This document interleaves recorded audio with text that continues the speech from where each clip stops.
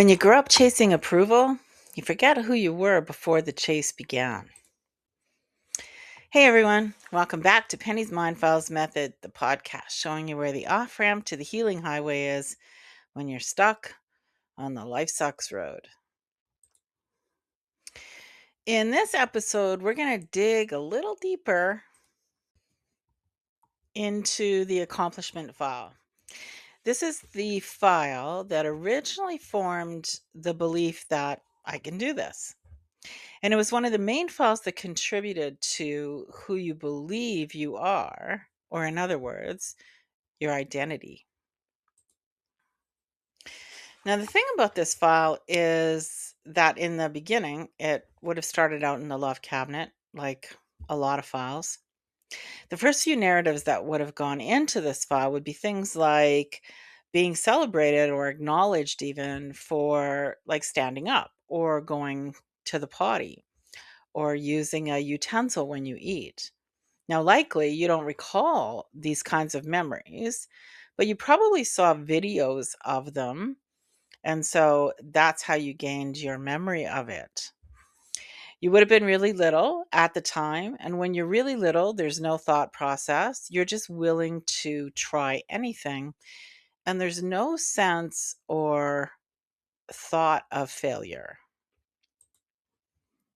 So once again, in the I got this, or I can do this, or I accomplished this, however you labeled your mind file, are narratives celebrating things like learning to tie your shoes and cleaning your teeth and eating with a spoon and getting dressed by yourself and learning how to write with a pencil.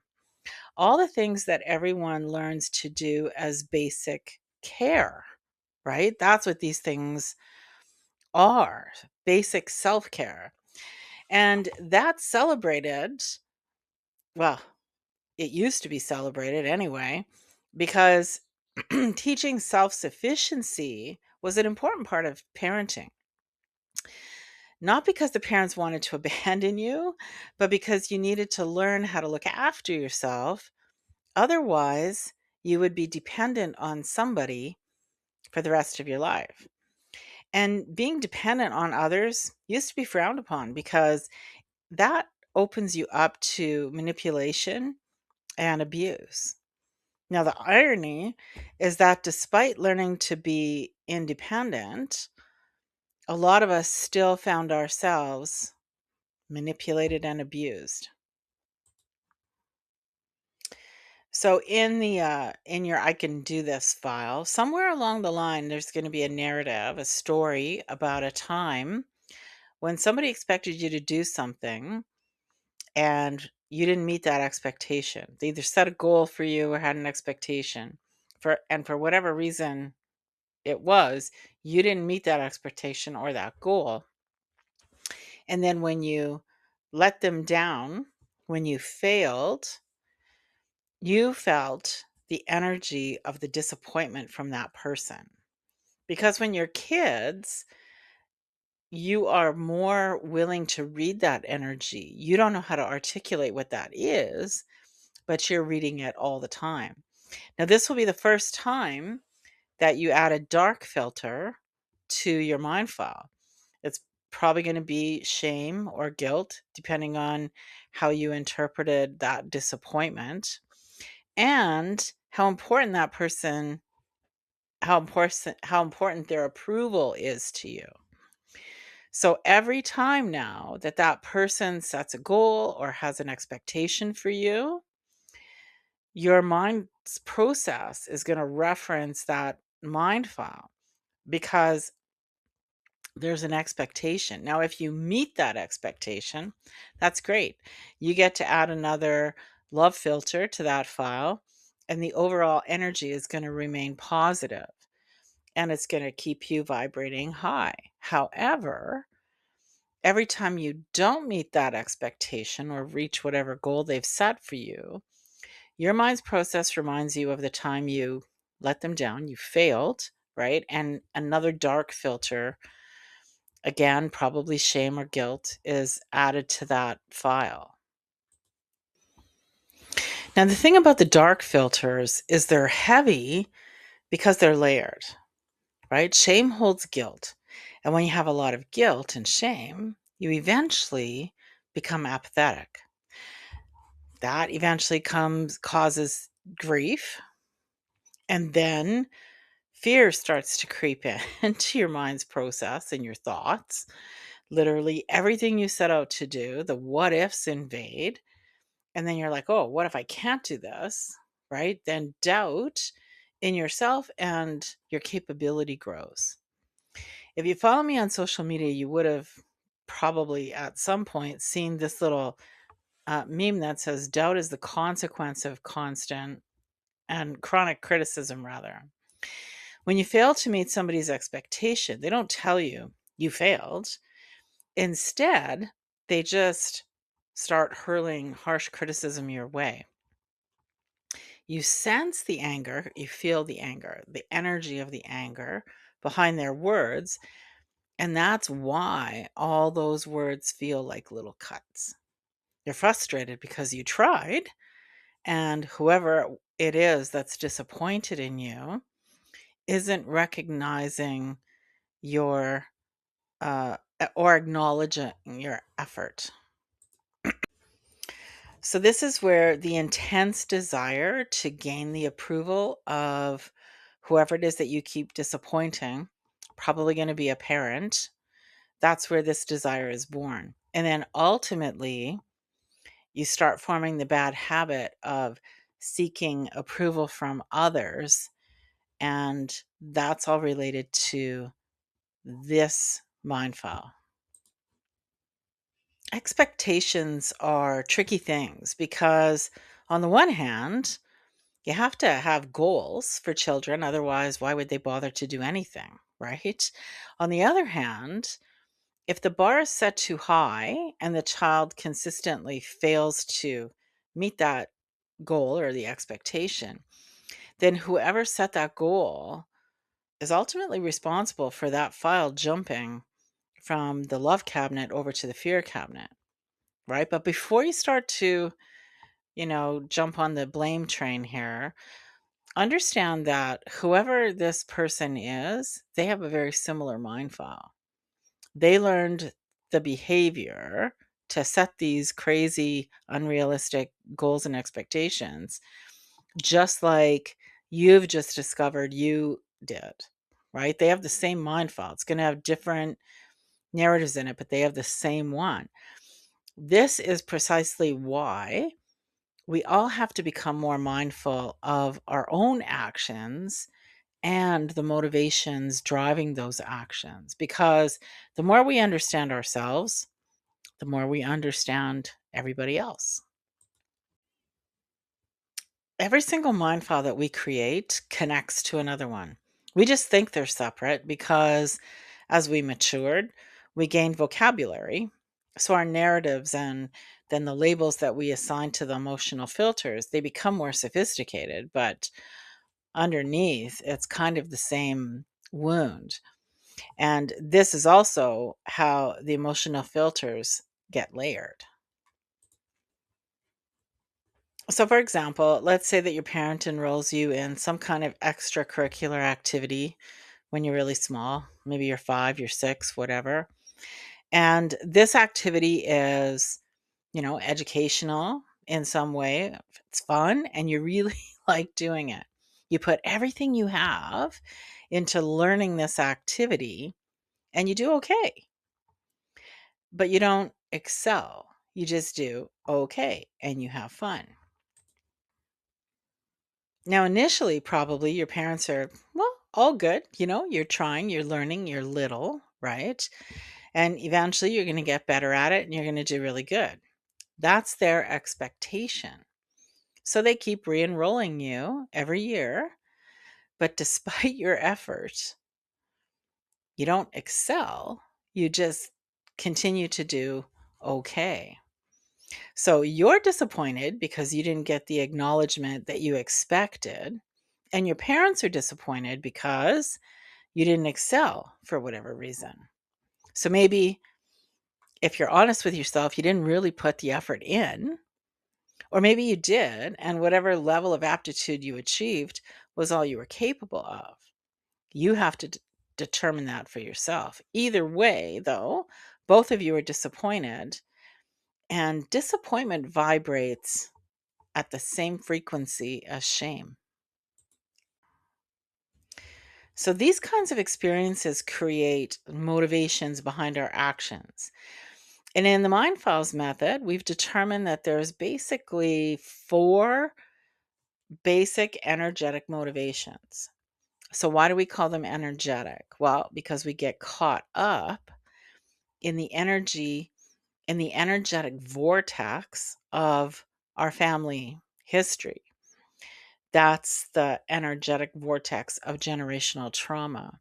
And that frequency will determine the friends that you attract,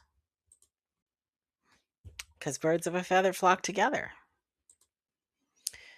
So let's take a minute to look at the Mind Files method for core energetic motivations. We've never seen this before in this podcast, so this is your first time seeing this visual. If you're just listening on Spotify or Apple, you might want to head on over to YouTube later on if you're a visual learning kind of person to have a gander at this. We're going to get into more detail with these energetic motivations in the coming weeks, but it's important to understand that all of our motivations basically come from the same four core places. So again, in the Mind Files method, we use the visual of buckets because these are the things that we're always trying to fill, right? Within ourselves, these buckets that we hold. So the first one is self-worth. Now, at its core, self-worth is about knowing that you matter. It's not about identity, not defined by your job or by someone else's opinion of you, but by the deep knowing that you matter just because you're a child of God. The second is love and acceptance. We all want to be loved and accepted by others. The problem is that everybody else wants that same thing.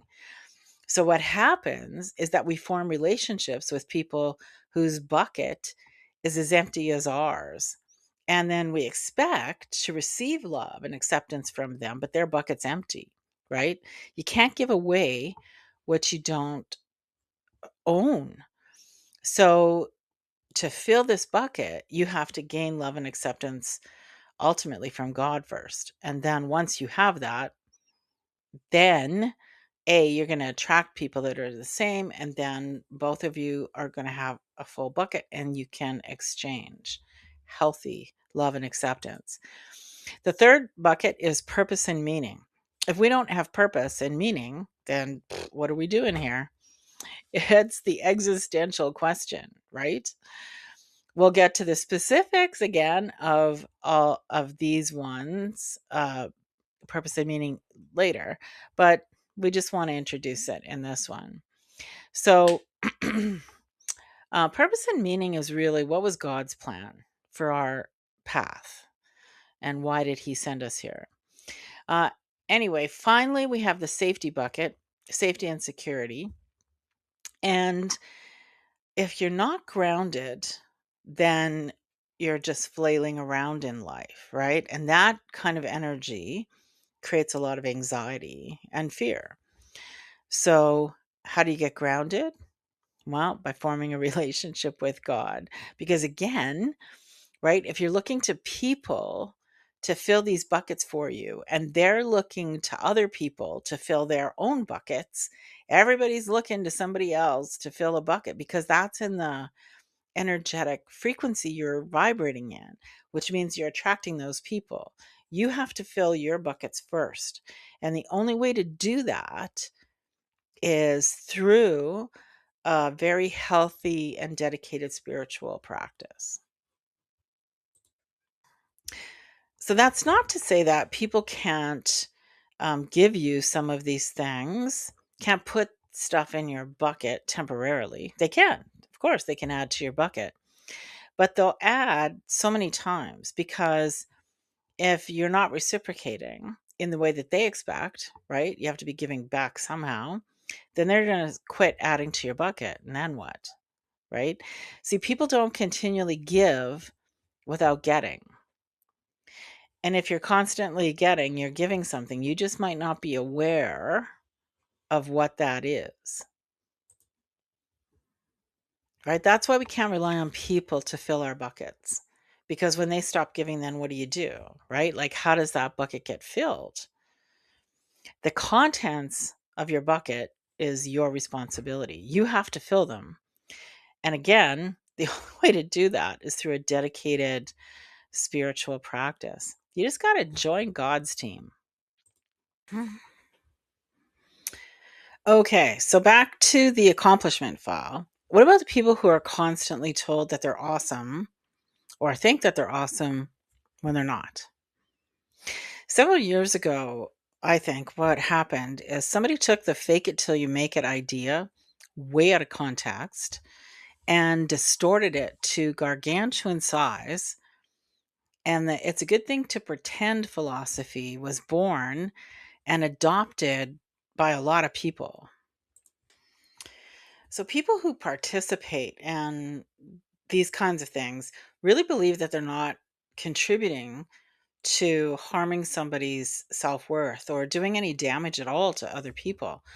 But they are, because the energy surrounding the whole idea and philosophy is built on a lie, right? Their praise is incongruent with reality. And eventually, like whoever that is that they're praising, um, that person's going to end up resenting them for it, because they'll eventually discover that the praise was fake, right? That they'll learn that everything that they've been told isn't true and doesn't work in the real world.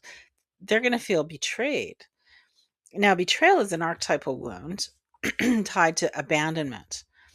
Everybody experiences it. That's what archetypal means. It's just the how that's different from one person to the other. So, I mean, let's just think about this whole fake it till you make it thing, right? Like, think about the words, right? Words are everything. So, the first word in that phrase tells you exactly where on the EFFS that sits. The energy behind that is sitting, right? It's fake. Fake it till you make it. It's fake. It's an illusion. It's a lie. Now, I mean, I will say that it was probably this whole idea born out of a desire to do good. But when the desire comes from a low vibrating, energetic emotion, probably guilt or shame, which is precisely where the distorted version of the fake it till you make it is vibrating in, it can't suddenly rocket all the way up to love. It doesn't work that way. It stays in that low vibrating state. And then the people, every time they're using that and thinking about it, are adding more heavy, dark emotional filters to the narratives and whatever mind files that they're referencing when they think they need to fake whatever it is till they make whatever it is. And then all like more dark emotion, that whole file just gets heavier and heavier and heavier.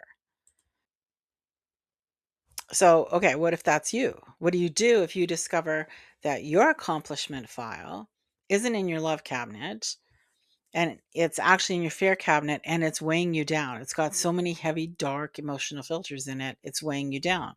How do you resolve that and change the frequency? So let's keep working with the original example of not meeting the expectation. So your belief in your dominant mind file says something along the lines like, nothing I ever do is good enough. That's a statement that holds a lot of shame and guilt, right? And they're so close in vibratory frequency and energetic frequency. They're at the bottom of the scale, right? They're almost kind of the same. So we're not going to work between guilt. We're going to jump up to apathy. So, how do you work through this? You journal it. You have to really search your thoughts and write about it. So, maybe you write something like, yeah, nothing I ever did was good enough, so whatever. Fuck them. I gave up trying because I knew how they looked at me. They thought I was a failure, right? Now you're in apathy. So then let's try to work our way up the scale again. So now maybe you write something like, I knew I couldn't please them because no matter what I did, they never acknowledged me. And even when they did, I felt like they were lying to me. I knew, I don't know, I think I don't matter to them. They don't love me, and I'm never going to measure up. So now you're vibrating in grief because the sadness of the realization that I'm never going to measure up. And if I don't measure up in their eyes, they're not going to love me, right? That creates sadness. And because that's an identity wound, right? So you probably are going to have to sit in that grief for a bit, work through it, but then you need to move up again. And the next stage on the EFFS is grief. Um, so as you're working, or sorry, is fear. So as you're working through this in your journal, you're probably going to start to think, well, does anybody love and accept me? Is there ever going to be anybody? And when you start thinking like that, well, that generates a lot of fear that, well, maybe there isn't, right? So now you have to explore that though. And when you start exploring that, you're going to move up into craving and longing.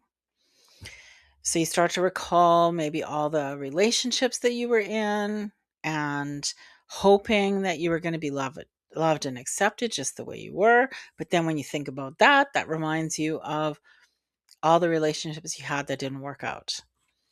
So now you're going to go back down to grief. This is how the process works, right? You drop back down to grief. Now you have to work through that because you start remembering some of those relationships and you really wish that they would have worked out, right? And then, but then as you're thinking about all that, you start to recall why you broke up in the first place. And that shoots you all the way up to anger. So now you start rage writing. Remember, that's what we talked about last time in the last episode as a healthy way to release all that anger. So it's a good thing.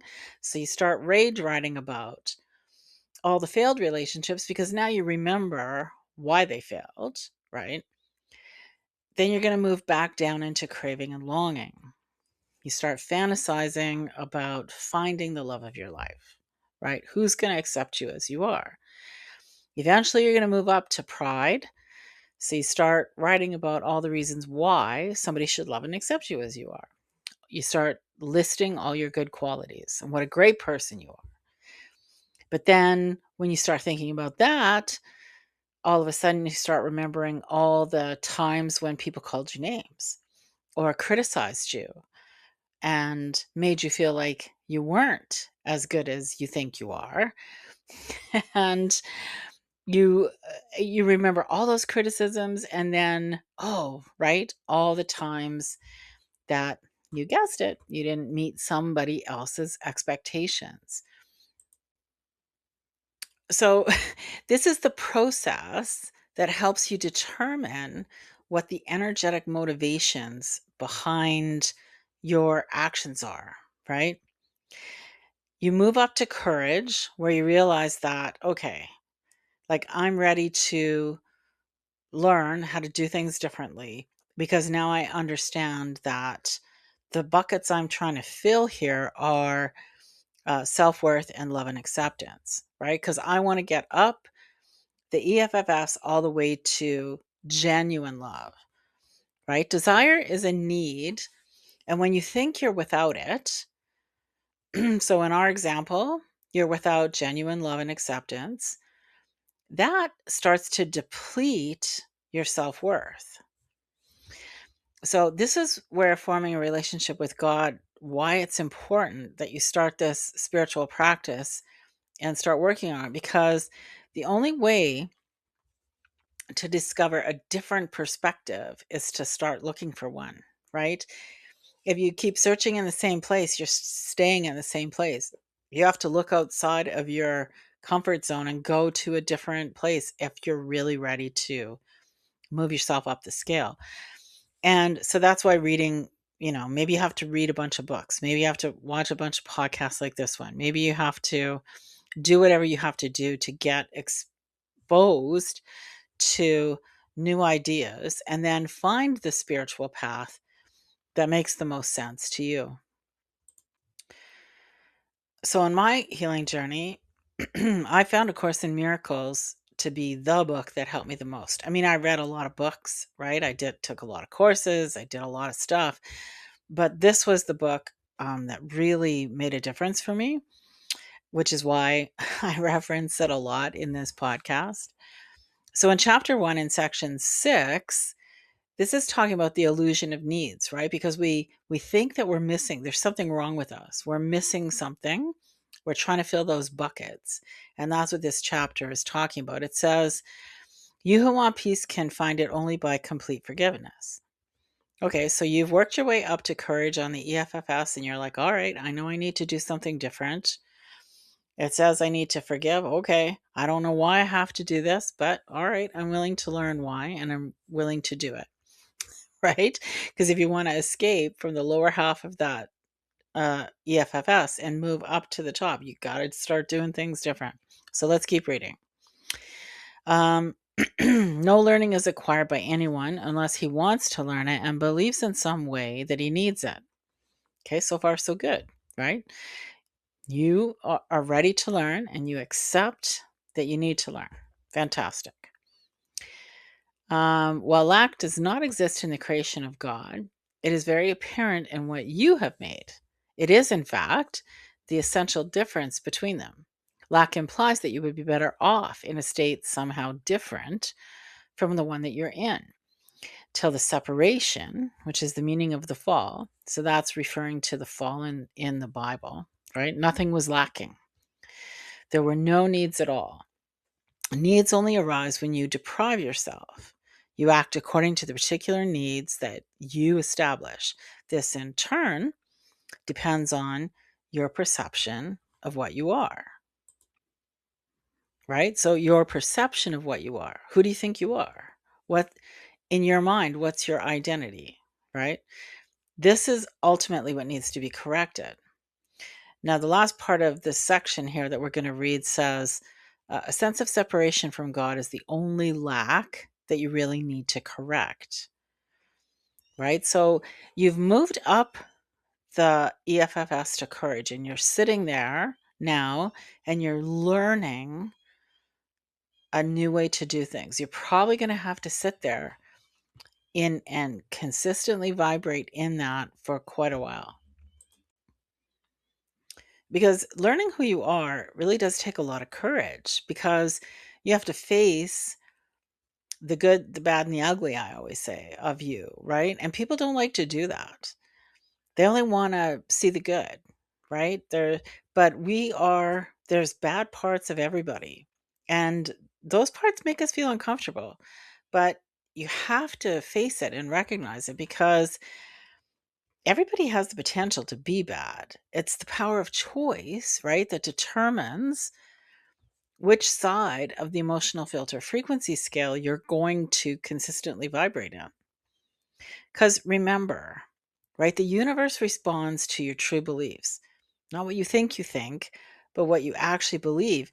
And those beliefs are contained in your dominant mind files, right? And if you don't dig around in the filing cabinets of your mind to figure out which files are actually the dominant ones, well, you can't move up the EFFS and change your personal energetic frequency and shift your life. You can't do it, right? And your accomplishment file is one of the most important files in the filing cabinets of your mind to do that because it shapes your identity and your confidence, talks about your willingness to try, and it holds all the expectations you have of yourself. So if the file's been distorted by criticism or false praise or emotional conditioning, whatever it is, I mean, it's all good. You can change it. It can be rewritten. It can be resolved, right? You can work through it because healing happens only when you're willing to see the truth inside those mind files, not the illusion. Well, thanks for joining me today. If this episode resonated with you, please feel free to share it with somebody that might be struggling with their beliefs about who they are, and get in the conversation. Leave me a comment. Let me know what you think. Reach out to me on social media. You'll find all the links in the description down below. And remember, you're never as stuck as you think you are. You can always rise above the place where others put you. We'll see you next time.